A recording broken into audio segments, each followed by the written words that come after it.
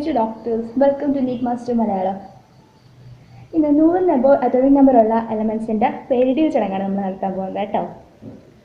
പിന്നെ ഇപ്പോൾ ഒരു കുഞ്ഞ് ജനിക്കുകയെന്ന് വെച്ചാൽ കുഞ്ഞ് ജനിക്കുമ്പോഴത്തേക്ക് അവർക്ക് അപ്പോഴേ ഒരു ഒഫീഷ്യൽ നെയിം ഒന്നും ഇടാറില്ലല്ലോ. അപ്പോൾ തൽക്കാലത്തേക്ക് ഒരു പേരിടില്ലേ, അതുപോലുള്ള ഒരു പേരാണ് ഇവിടെയും നോക്കാൻ പോകുന്നത്. എലമെന്റ്സിനാണ് നമ്മളിവിടെ പേര് കൊടുക്കുന്നതേ ഉള്ളൂ. പണ്ട് കമ്മ്യൂണിക്കേഷൻ്റെ ഒക്കെ പ്രശ്നം ഉണ്ടായിരുന്നല്ലോ. അപ്പോൾ ഒരു എലമെന്റ് കണ്ടെടുത്താനുള്ള ഒരു പരിശ്രമങ്ങൾ പലയിടത്തു നിന്നും നടക്കുന്നുണ്ടായിരിക്കും അല്ലേ. ഇപ്പം ഒരു സയൻറ്റിസ്റ്റ് ഫ്രാൻസിലിരുന്ന ആ ഒരു എലമെന്റ് നടത്തുന്നുണ്ടായിരിക്കും, അതുപോലെ വേറെ ഒരാൾ അമേരിക്കയിരുന്ന് അങ്ങനെയൊക്കെ കണ്ടുപിടുത്തങ്ങൾ നടത്തുന്നുണ്ടായിരിക്കും അല്ലേ. അപ്പോൾ പണ്ട് ഈ 104ാമത്തെ എലമെന്റ് കണ്ടുപിടിക്കുന്ന ഒരു സമയത്ത് 104ാമത്തെ എലമെന്റ് കണ്ടുപിടിക്കുന്ന ഒരു സമയത്ത് അമേരിക്കക്കാർ പറഞ്ഞു അത് അവരെ കണ്ടുപിടിച്ചതാണ്, അതുകൊണ്ട് റുദർഫോർഡിന് ആ ഒരു എലമെന്റ് പേര് കൊടുക്കണമെന്ന് പറഞ്ഞു. അപ്പോഴും സോവിയറ്റ് യൂണിയൻ പറഞ്ഞു അല്ല അത് അവർ കണ്ടുപിടിച്ചാണ്, സോവിയറ്റ് യൂണിയൻകാർ കണ്ടുപിടിച്ചാണ്, അതിന് കച്ചറ്റോദിയാണ് പേര് കൊടുക്കണമെന്ന് പറഞ്ഞു. പൊഴിഞ്ഞടിയായി.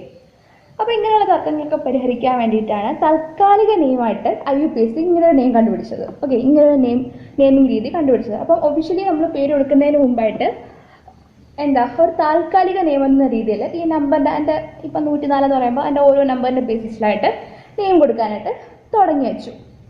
ഓക്കെ, ഇങ്ങനെ നോക്കാം. നമുക്ക് ഇതൊന്ന് കാണാൻ പഠിച്ചു ചെയ്യാം കേട്ടോ. ഡിജിറ്റും ആ ഒരു നെയിമും അതിൻ്റെ അബ്രിവേഷൻ പാടൊന്നുമില്ല. ഒരു നെയിം അറിയാമെങ്കിൽ അതിൻ്റെ ഫസ്റ്റ് ലെറ്റർ ആണ് അബ്രിവേഷനായിട്ട് വരുന്നത്. ഓക്കെ, നമുക്ക് അത് നോക്കാം, അന്ന് പരിചയപ്പെടാം. 0 എന്ന് പറയുമ്പോൾ ഒന്നുമില്ലെന്നല്ലേ നമ്മൾ പറയുന്നത്, നിൽ. ഓക്കെ, നിൽ എന്നാണ്. 0 ആണെങ്കിൽ നമ്മൾ നിൽ എന്നാണ് പറയുന്നത്. 1 ആണെങ്കിൽ യുവൻ എന്ന് പറയും. ഓക്കെ, 1 ആണെങ്കിൽ എന്ത് പറയും, എന്ന് പറയും. 2 ആണെങ്കിൽ ബൈ, നമുക്കറിയാം ബൈ ഡയറക്ഷണൽ. അങ്ങനെയൊക്കെ നമ്മൾ 2ന് റെപ്രസെൻ്റ് ചെയ്യാൻ എനിക്കെപ്പോഴും ബൈ യൂസ് ചെയ്യുന്നതാണല്ലേ, അതുകൊണ്ട് അത് പ്രശ്നമില്ല. ഈ 1ൻ്റെ കാര്യത്തിൽ പ്രശ്നമാണ്. 0 നമുക്ക് ഒന്നുമില്ല എന്ന രീതിയിൽ നിൽ എന്ന് പറഞ്ഞിട്ട്, അല്ലെങ്കിൽ ഇല്ല അങ്ങനെയൊക്കെ രീതിയിൽ നില്ലെന്നുള്ളത് നിലം ഒന്നുമില്ല അങ്ങനെയൊക്കെ ഒരു 0 ഒന്നുമില്ലാത്ത ഒരു അവസ്ഥ അങ്ങനെയൊക്കെ നമ്മൾ ചില കേസിലൊക്കെ റിലേറ്റ് ചെയ്യാറുണ്ടല്ലോ. അപ്പോൾ നമുക്ക് അങ്ങനെ വെച്ചിട്ട് ഓർത്ത് വയ്ക്കാവുന്നേ ഉള്ളൂ, പ്രശ്നമില്ല. 2 നമുക്ക് ബൈ എന്ന് പറയുന്നുണ്ട്. നമ്മൾ പല കേസിലും ബൈ എന്നൊക്കെ പറയുന്നത്. 3 ട്രൈ എന്ന് പറയാറുണ്ട്. 4 ക്യോട്ട്, 5 പെൻ, 6 ഹെക്സ്, 7 സെപ്റ്റ് ആൻഡ് 8 ഓക്ട്. പിന്നെ 9 ആണ് മറ്റൊരു പ്രശ്നം വരുന്നത്. അപ്പം ഇത് രണ്ടുമാണ് മെയിനായിട്ട് ഓർത്ത് വെച്ചിരിക്കേണ്ടത്, 1ഉം 9ഉം. ബാക്കിയെല്ലാം നമുക്ക് പറയാൻ പറ്റുന്നത് സിമ്പിളാണ്, പ്രശ്നമില്ല. അപ്പോൾ ഈ 9ൻ്റെ കേസും 1ൻ്റെ കേസുമാണ് ഓർത്ത് വെച്ചിരിക്കേണ്ടത്. 1ന് UN എന്ന് പറയും, 9 ആകുമ്പോഴത്തേക്ക് ആണ്. ഓക്കെ, ആവുന്നത് EN എന്നും പറയും. ഈ രണ്ടും ഓർത്ത് വെച്ചു. ഇപ്പം 2 പ്രാവശ്യം ഒന്ന് ജസ്റ്റ് ഒന്ന് നോക്കിയാൽ മതി. അപ്പോൾ നിങ്ങൾ ഓർത്തിരിക്കും, വലിയ പ്രശ്നമുള്ള പേരൊന്നും അല്ലല്ലോ. 1ന് അണ്ണെന്ന് UN പിന്നെ 9ന് N എന്നും. പിന്നെ ഇതിൻ്റെ അബ്രിവേഷൻ എങ്ങനെയാണ്? അബ്രിവേഷൻ വരുന്നതെന്ന് വെച്ചാൽ ഇതിൻ്റെ എല്ലാം ഫസ്റ്റ് ലെറ്റേഴ്സ് ഇല്ലേ, ഫസ്റ്റ് ലെറ്റേഴ്സാണ് യൂസ് ചെയ്യുന്നത്. ഇപ്പം 0ക്ക് നിൽ എന്ന് പറയും. ഓക്കെ, അതിൻ്റെ അബ്രിവേഷനായിട്ട് വരുന്നത് N ആണ്. കാരണം വെച്ചാൽ നില്ലിൻ്റെ N അല്ലേ ഫസ്റ്റ് ലെറ്റർ. ഇവിടെ എല്ലായിടത്തും ഇങ്ങനെയാണ് വന്നിരിക്കുന്നത്, അതുകൊണ്ട് അത് പ്രശ്നം വരത്തില്ല. ഇതൊക്കെ എന്ന് വെച്ചാൽ ഒരു താൽക്കാലിക നെയിമാണ്. അപ്പോൾ പേര് കൊടുക്കുന്നത് എങ്ങനെയാണെന്ന് നോക്കുക. നമുക്ക് ഇവിടെ 104ാമത്തെ എലമെന്റ് അല്ലേ, 104ാമത്തെ എലമെന്റ് എങ്ങനെയാണ് പേര് കൊടുക്കുന്നത് നോക്കാം. ഓക്കെ, അപ്പോൾ ഫസ്റ്റ് ഏതാണ്? 104 എന്ന് പറയുമ്പോൾ ആദ്യം 1 അല്ലേ വരുന്നത്. ഓക്കെ, 1ന് എങ്ങനെയാണ്? 1 എന്ന് വെച്ചാൽ അണ്ണല്ലേ. ഓക്കെ, അണ്ണല്ലേ, അപ്പോൾ കൊടുത്തു. നെക്സ്റ്റ് നോക്കുമ്പം 0 വരുന്നത്. ഓക്കെ, 0ക്ക് എന്തെന്നാണ് പറഞ്ഞു വയ്ക്കുന്നത്? 0ക്ക് നിൽ എന്നല്ലേ പറഞ്ഞു വയ്ക്കുന്നത്. അപ്പം നില്ലെന്ന് കൊടുത്തു. ഓക്കെ, നില്ലായി. ഇനി അടുത്ത ആരാ ഉള്ളത്?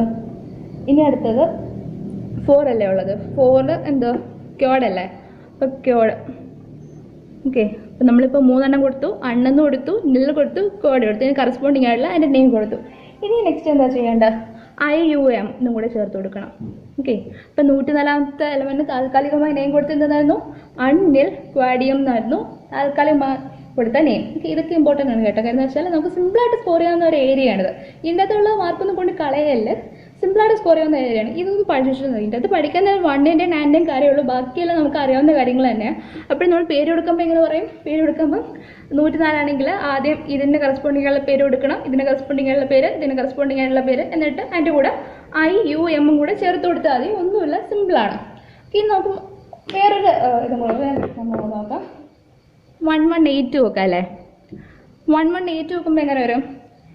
ഓക്കെ, 1ൻ്റെ കറസ്പോണ്ടിങ് ആയിട്ടുള്ള അൺ കൊടുത്തു. പിന്നെ വീണ്ടും 1 വന്നേക്കില്ല, അപ്പോൾ വീണ്ടും നമുക്ക് അൺ കൊടുക്കാം. ഇനി 8ന് കറസ്പോണ്ടിങ് ആയിട്ട് വരുന്ന ഏതാണ്? 8ന് ഒക്ട് അല്ലേ വരുന്നത്. Oct IUM.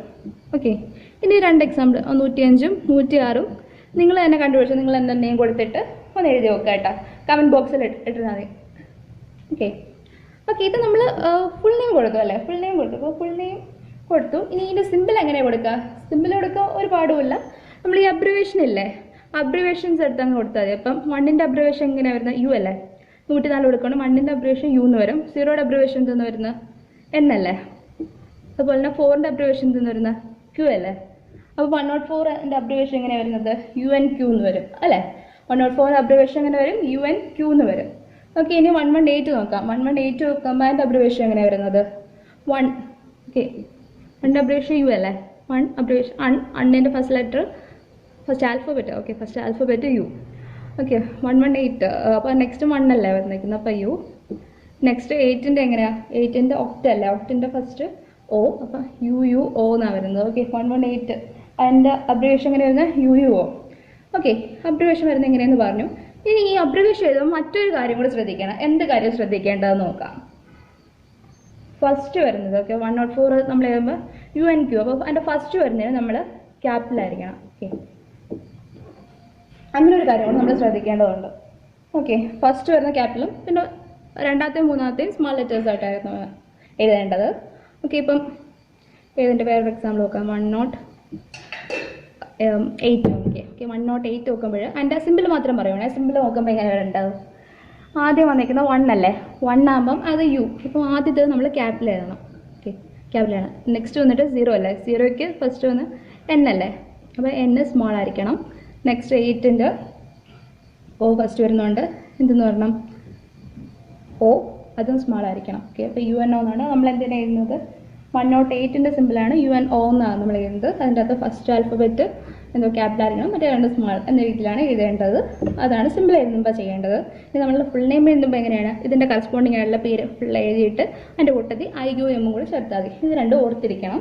സിമ്പിളായിട്ട് മാർക്ക് സ്കോർ ചെയ്യാവുന്ന ഒരു ഏരിയയാണ്. നിങ്ങൾ ഈ ഒരു വീഡിയോ ഒരു പ്രാവശ്യം കണ്ടാൽ മതി. എന്നിട്ട് 1-2 ക്വസ്റ്റ്യൻ ചെയ്യുമ്പോഴത്തേക്കും നിങ്ങൾക്ക് സെറ്റ് ആവും. ഒന്നുമില്ലാത്തൊരു പോർഷനാണ്. ഇവിടെ കൊണ്ടുപോയി മാർക്ക് കളയല്ല.